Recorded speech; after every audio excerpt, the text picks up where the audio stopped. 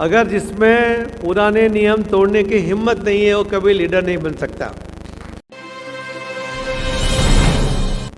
अपनी बात या जो समस्या को हल करने के लिए जो कोशिश करते हैं उस समस्या के हल करने की उनकी कोशिश को बल मिले और युवा क्या चाहता है या उसका क्या होना चाहिए उसके ऊपर उनका ओपिनियन ऐसे ही डिबेट के अंदर मिलता है और उसको भी अपना रास्ता आगे जाने के लिए दिखता भी है। हमारे आदरणीय प्रधानमंत्री नरेंद्र मोदी साहब कहते हैं कि हमारे देश में 65% 65% युवा है और युवा कभी निराश नहीं होना चाहिए।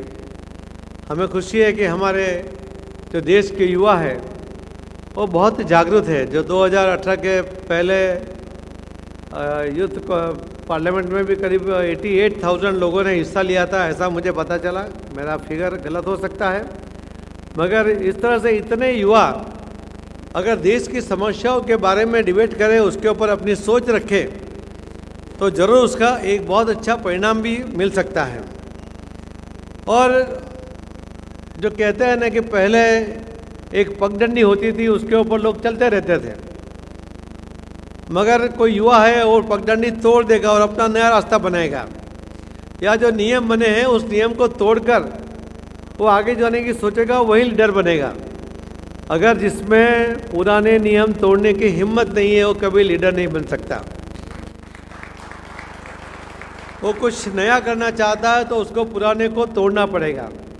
पुराना गलत है ऐसा नहीं कह सकते, मगर जिस सांप्रत स्थिति के अंदर उसके बारे में निर्णय किया गया होगा और उस टाइम की वो आवश्यकता होगी या उसके पास जो भी संसाधन होंगे उसके आधार पर उन्होंने जो निर्णय किए होंगे, इसके लिए वो नियम बने होंगे। मगर जब समय बदलता है तो उसके साथ साथ संसाधन भी बदल जाते हैं, उसमें बढ़ावा भी हो जाता है, आवश्यकता भी बदल जाती है, प्रश्न भी बदल जाते हैं और उसके उपाय भी बदल जाते हैं। और जब कोई एक लीडर एक ढांचे से देखता है, एक सिस्टम से देखता है और उसको कोई निर्णय लेने के पहले बहुत सी बातों के ऊपर ध्यान देना पड़ता है। अगर पॉलिटिकल लीडर है तो उसको वोट का एक ध्यान रखना पड़ेगा कि कोई नाराज़ ना हो, उसके वोट में कमी ना हो, पार्टी को डैमेज ना हो, उसको खुद को डैमेज ना हो। उसके आधार पर जब वो निर्णय करता है तो मुझे लगता है वो सीमित हो जाता है। मगर युवा जब खुलकर अपनी बात रखता है, जब उसको कोई बात की चिंता नहीं होती, उसको अपना विचार रखने के लिए उसका क्या असर होगी, कौन नाराज़ होगा, उसकी चिंता नहीं होती है, तो खुलकर जब वो अपनी बात रखता है तो बिल्कुल वो स्पष्ट होता है। और वो स्पष्ट जो उसका ओपिनियन होता है उसके आधार पर जब निर्णय भी होता है तो मुझे लगता है वो बहुत लंबे अरसे तक उसका फ़ायदा भी मिलता है।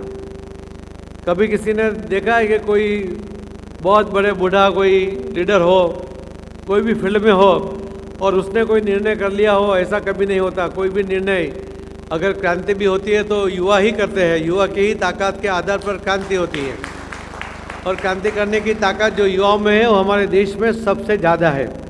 हमारे देश के टैलेंट की बात अभी पूरे देश में और विदेश में भी होने लगी, उसको मान्यता भी मिलने लगी है कि हमारे देश के जो युवा है उसमें टैलेंट है और एक खुलकर लोग अभी स्वीकार भी करने लगे हैं। तो ये जो टैलेंट है उसका उपयोग हम अपने देश के लिए क्यों ना करें।